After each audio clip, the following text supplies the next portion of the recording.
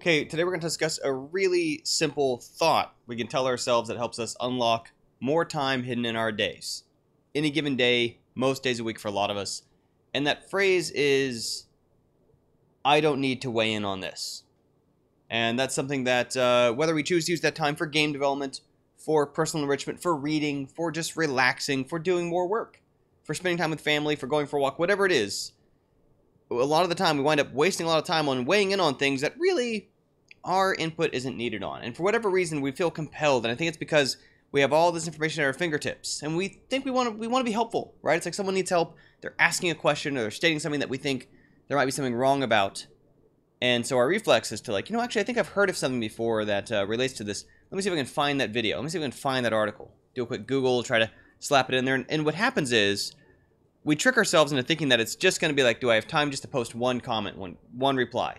And let me clarify, by the way, big asterisk disclaimer before I talk more about this. I'm not saying don't fight for things. I'm not saying don't stand up for important issues. This is really more so about the many smaller things we sometimes do that maybe aren't as important, about picking our battles. But what happens is we think we have time just for one quick reply. But it's really, and this is maybe an unfair analogy, but if you think about giving a gift to somebody, right? And they're like, this is a one-off thing. Okay, I'm going to give you this little reply. Here you go.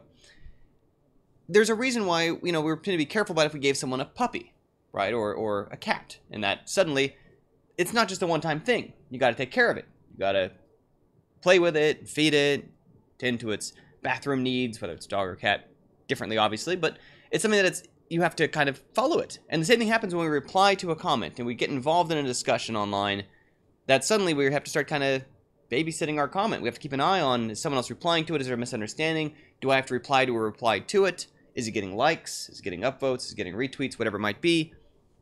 And suddenly what should have just been like typing a few sentences becomes wasting, thrashing hours ahead of distracting us going back to it.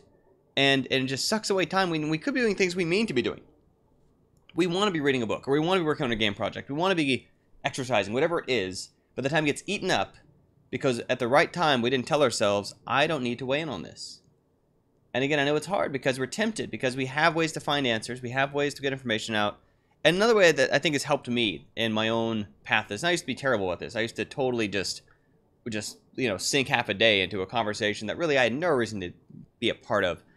I think what helped was actually when I transitioned to teaching privately and having students and eventually the club and so on, where those are people who I am accountable for helping develop their understanding of something. Because what part of I figured out was you don't really affect someone's understanding in a long-term sense from a one-off comment, right? It doesn't really happen from, you're not really changing minds when you hop into a Facebook thread, when you hop into a Twitter argument, when you hop into, a Reddit post or whatever. You're not really changing minds. That only comes from a continued follow-up.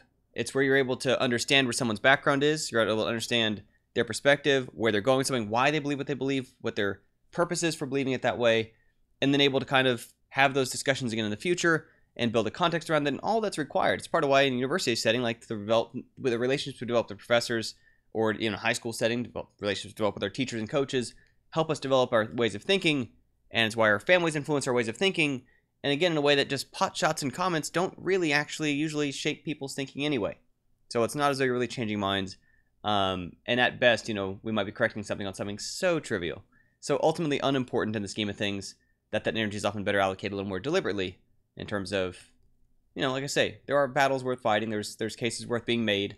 There's positions worth standing up for. But I think if we're deliberate about what those are, it means that we, for many other conversations that we see online, just take a moment, pause, and tell ourselves, I don't need to weigh in on this. And then we can use that time better. So that's it for the day. Thanks so much for tuning in. Have another video for you all tomorrow. Bye for now.